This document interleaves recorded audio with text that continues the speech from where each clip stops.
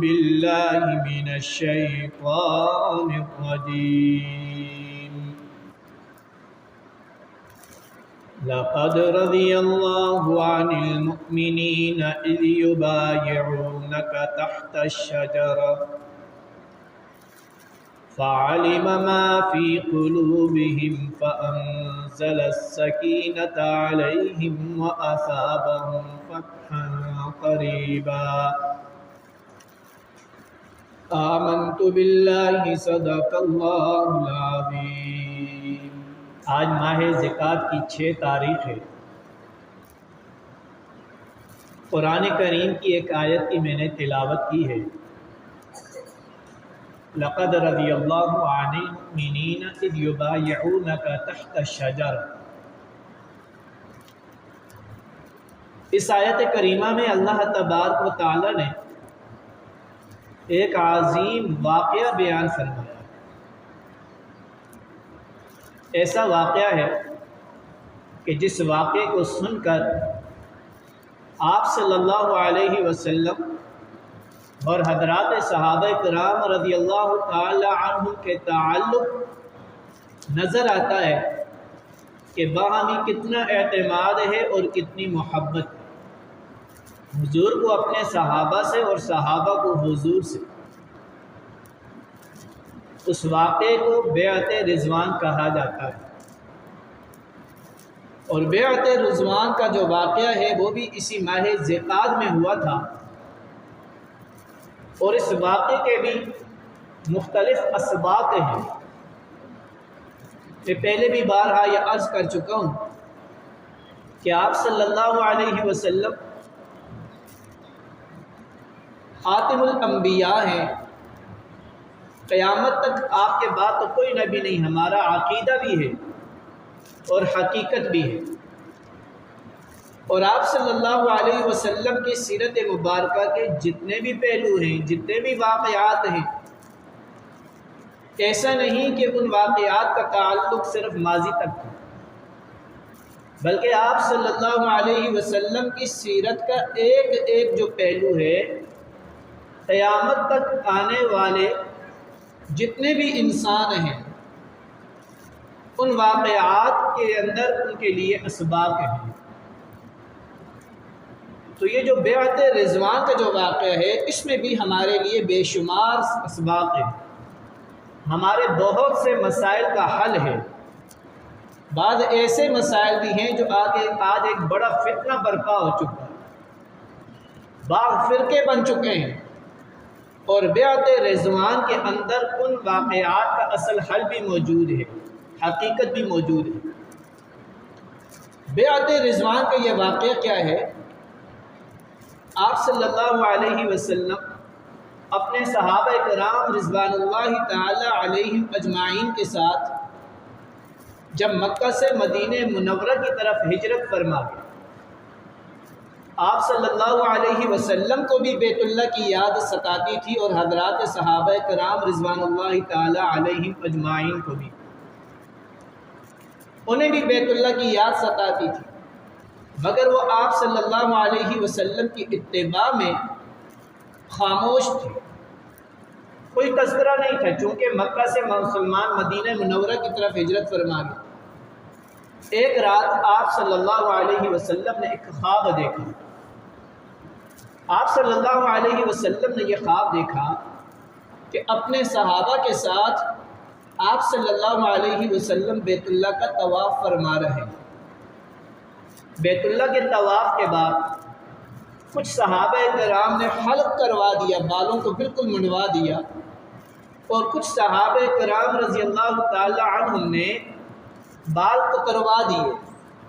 یہ اللہ کے نبی نے خواب دیکھا۔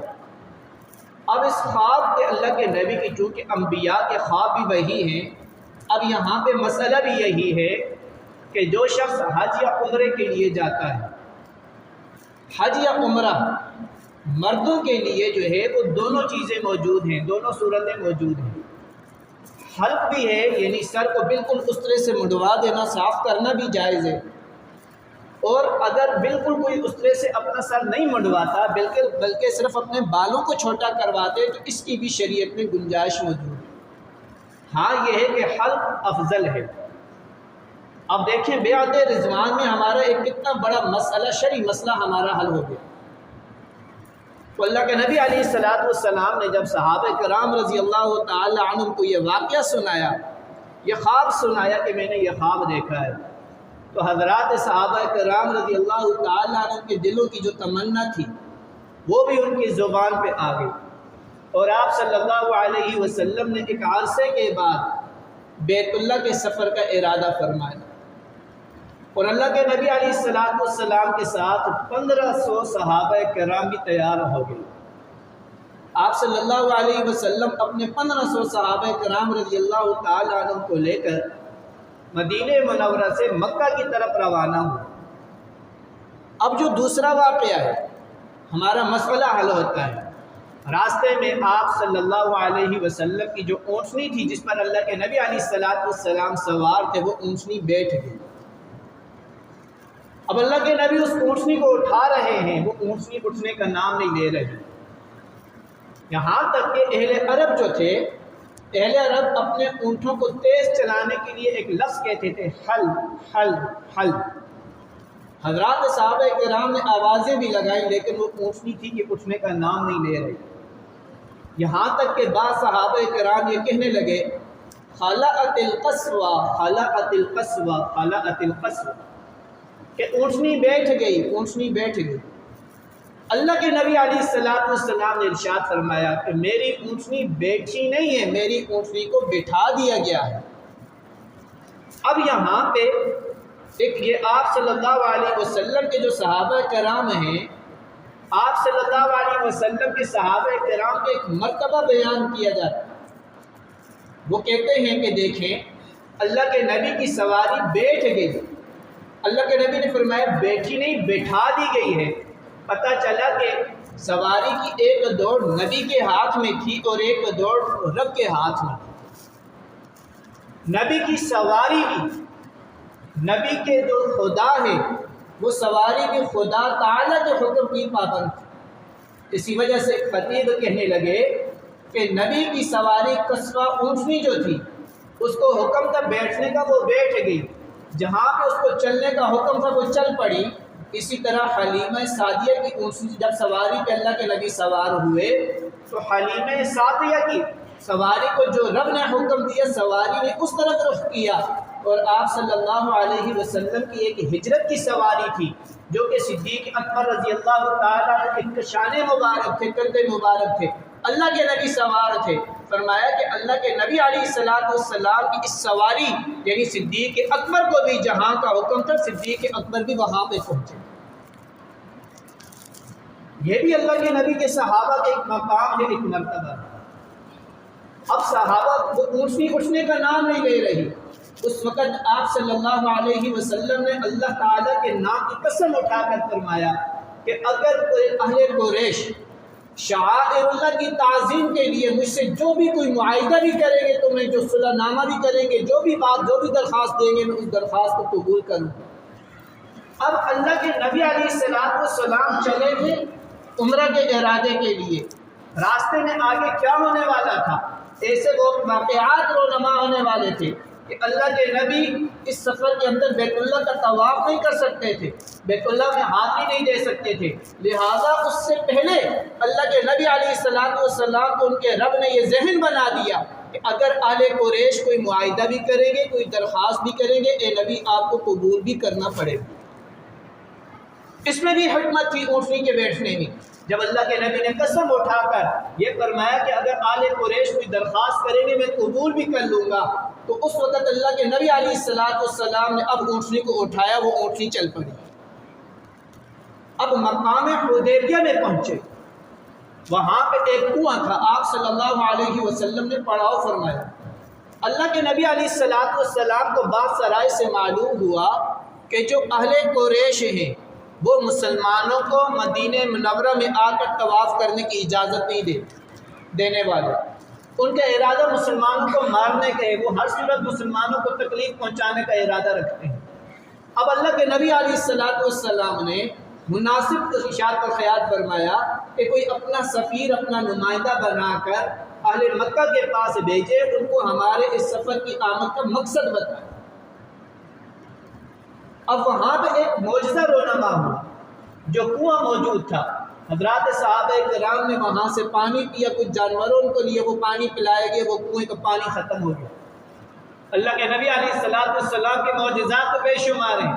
اللہ کے نبی علیہ السلام کو جب اس کی اطلاع دی، اللہ کے نبی علیہ السلام نے اپنا تیر صحابہ کرام کو دیا کہ جا کے یہ اس کنویں میں ڈال دو۔ صحابہ نے وہ تیر کنویں میں گاڑا اور وہ چشمہ اللہ رب العزت نے وہاں سے پھر دوبارہ جاری کروایا۔ اب ادھر حضرت عثمان غنی رضی اللہ تعالیٰ عنہ کو اللہ کے نبی علیہ السلام نے اپنا سفیر بنا کر مکہ مکرمہ روانہ کیا۔ اس وقت اہل مکہ کے سردار ابو سفیان تھے۔ وہاں پہ جا کے جب حضرت عثمان غنی رضی اللہ تعالیٰ عنہ نے آمد کی مقصد بتایا کہ اللہ کے نبی علیہ السلام بیت اللہ کے طواف کے لیے آئے ہیں، عمرہ کی سعادت حاصل کرنے کے لیے آئے ہیں۔ اب وہاں پہ ابو سفیان نے کہا کہ اے عثمان، ہم اللہ کے نبی جو تمہارے محمد ہیں، تمہارے پیغمبر ہیں، ان کو تو اجازت نہیں دیں گے۔ ہاں، اگر تم طواف کرنا چاہو تو طواف کر سکتے ہو، تم عمرہ کرنا چاہتے ہو تو عمرہ کر سکتے ہو۔ وہاں پہ حضرت عثمان غنی رضی اللہ تعالی عنہ نے جو جواب ارشاد فرمایا، قیامت تک آنے والے انسانوں کے لیے اس میں ایک عظیم سبق ہے۔ اب اللہ وہاں پہ حضرت عثمان غنی نے فرمایا، ابو سفیان، عثمان کٹ تو سکتا ہے لیکن عثمان اپنے پیغمبر کے بغیر بیت اللہ کا طواف نہیں کر سکتا۔ اب یہاں پہ لکھا ہے کہ دیکھیں ایک مرتبہ میرے اور آپ کے لیے سبق کیا ملتا ہے۔ بیت اللہ کا طواف کرنا کیا ہے؟ عبادت ہے۔ حجر اسود کا بوسہ دینا کیا ہے؟ عبادت ہے۔ ملتزم پہ جا کے عبادت کرنا کیا ہے؟ نمازیں پڑھنا، دعائیں مانگنا کیا ہے؟ عبادت ہے۔ مقام ابراہیم کے نوافل ادا کرنا کیا ہے؟ عبادت ہے۔ عمرہ کرنا کیا ہے؟ عبادت ہے۔ لیکن حضرت عثمان غنی رضی اللہ تعالیٰ عنہ کا اکیلے اس عبادت کا انکار کر کے قیامت تک آنے والے انسانوں کو یہ بتلانا مقصود ہے کہ اے لوگوں، وہ عبادت کہ جس میں محمد مصطفیٰ صلی اللہ علیہ وسلم کی رضا شامل نہ ہو، وہ عبادت نہیں ہے۔ یہ ایک مسلم اصول یاد رکھنا ہے کہ جب ایک حقیقی عبادت اب اس میں محمد مصطفیٰ صلی اللہ علیہ وسلم کی رضا شامل نہ ہونے کی وجہ سے وہ عبادت نہیں رہتی، تو آج جن بدعات میں ہم گھرے ہوئے ہیں، ماہ ربیع الاول آتے کتنی بدعات ہوتی ہیں، یا اسی طرح ہماری شادی کے موقع پر کتنی بدعات ہوتی ہیں، غمی کے موقع پہ کتنی بدعات ہوتی ہیں، کتنے چہلم پڑھائے جاتے ہیں، برسیوں کے موقع پہ کتنی بدعات ہوتی ہیں، بزرگوں کے مزار مبارک میں کتنے عرس بدعات کی صورت میں آتے ہیں، کہ جب عثمان غنی جو حقیقی عبادت ہے اس عبادت کو محمد مصطفیٰ صلی اللہ علیہ وسلم کی رضا کے بغیر نہیں کرتے، تو وہ عبادتیں جو ہماری من گھڑت ہیں، اگر ہم ان کو عبادت سمجھ کر عبادت کریں گے تو بتائیں کہ ہمارا کیا انجام ہوگا۔ خود اللہ کے نبی نے فرمایا، کل بدعت ضلالہ وکل ضلالۃ فی النار، ہر بدعت گمراہی ہے اور ہر گمراہی انسان کو جہنم کی آگ کی طرف لے جانے والی ہے۔ اس وجہ سے ہمیشہ اللہ سے یہ دعا مانگنی چاہیے، اے اللہ ہمیں دین اسلام کے صحیح اصولوں پہ چلنے والا بنا۔ دعائیں مانگے، اے اللہ ہمیں بدعات سے ہماری حفاظت فرما۔ جب کبھی کسی نیک عمل کی طرف قدم اٹھاتے تو اپنے علماء سے پوچھ لیں کہ دین اسلام میں اس کی گنجائش موجود ہے یا نہیں ہے۔ خیر، حضرت عثمان غنی رضی اللہ تعالیٰ عنہ نے جب انکار کر دیا کہ میں بیت اللہ کا طواف اللہ کے نبی کی اجازت کے بغیر نہیں کروں گا، تو ابو سفیان نے حضرت عثمان غنی رضی اللہ تعالیٰ عنہ کو قید میں ڈال دیا، قید کر دیا گیا۔ اب ادھر آپ صلی اللہ علیہ وسلم کو خبر ملی کہ عثمان غنی شہید کر دیے گئے۔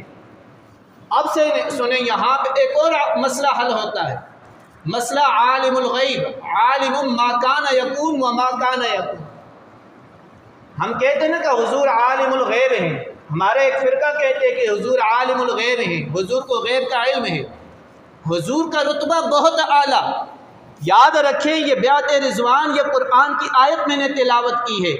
اگر حضور عالم الغیب ہوتے، اگر حضور عالم الغیب ہوتے، حضور کو غیب کا علم ہوتا، تو حضور صلی اللہ علیہ وسلم کو جب جھوٹی اطلاع ملی، غلط خبر ملی کہ عثمان شہید کر دیے گئے، حضور کو یقین نہ آتا۔ حضور کو اس خبر پہ اتنا یقین آ گیا کہ آپ صلی اللہ علیہ وسلم نے اعلان کر دیا کہ اب یہاں سے حضرت عثمان غنی کے خون کا بدلہ لیے بغیر واپس نہیں جائیں گے۔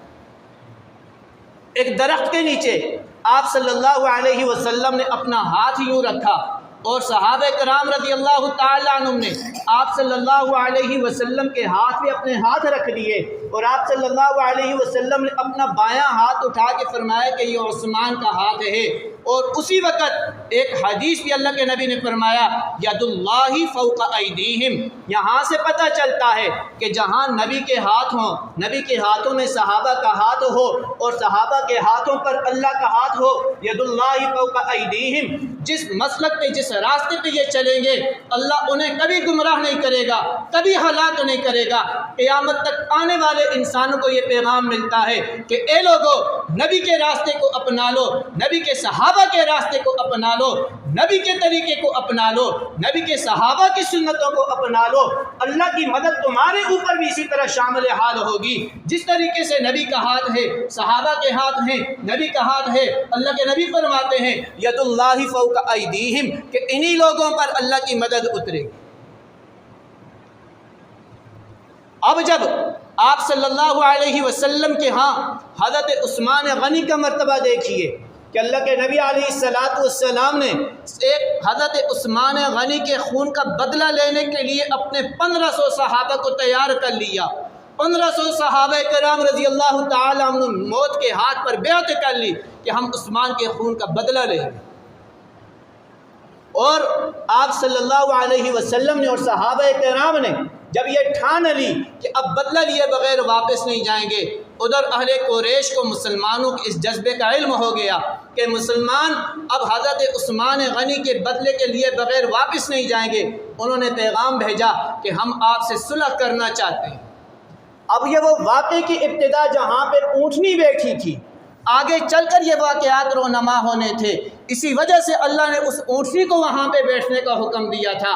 اب آپ صلی اللہ علیہ وسلم کے پاس عمر بدیل بن ورقہ ان کا ایک سفیر، مکے کا ایک سفیر آیا، اللہ کے نبی نے اس کو آ کے ارشاد فرمایا کہ مقصد بتایا کہ ہم یہاں پہ صرف بیت اللہ کا طواف کرنے کے لیے آئے ہیں، ہمارا اور کوئی مقصد نہیں ہے۔ جب اس نے واپس جا کر اطلاع دی کہ مسلمان تو اس مقصد کے لیے آئے ہیں، ایک اور سفیر عروہ بن مسعود آئے اور انہوں نے آ کر جب آپ صلی اللہ علیہ وسلم کو دیکھا، آپ صلی اللہ علیہ وسلم کو ایک جملہ کہا۔ اس نے کہا اے اللہ کے نبی، آپ جن صحابہ کو لے کر آئے ہیں ایسا نہ ہو کہ اگر آپ جہاد کے لیے آئے، لڑنے پر آئیں گے، آپ کے یہ صحابہ، آپ کے یہ جو لوگ ہیں مختلف قبائل سے تعلق رکھنے والے، یہ واپس چلے جائیں گے۔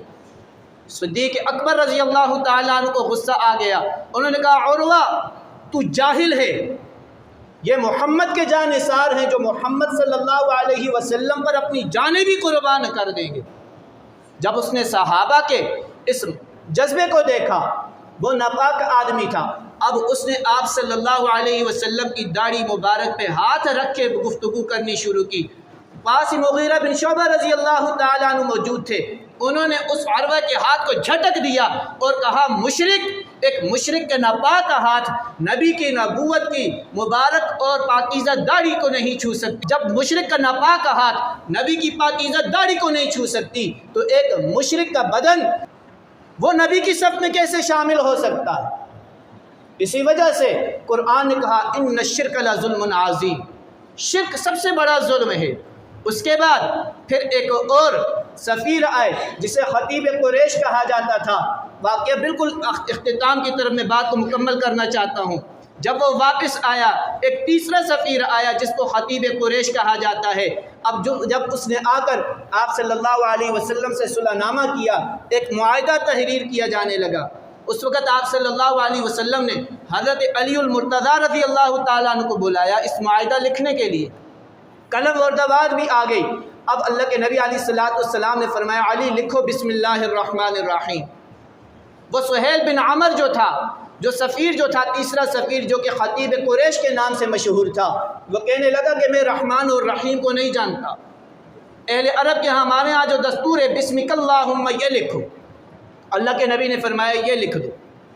جب معاہدے کے اندر محمد الرسول اللہ لکھا جانے لگا، سہیل بن عمر کہنے لگا کہ اصل جھگڑا تو اسی بات پر ہے، ہم تو محمد کو رسول اللہ مانتے ہی نہیں ہیں، اصل تو جھگڑا ہی یہی ہے، محمد بن عبداللہ لکھو۔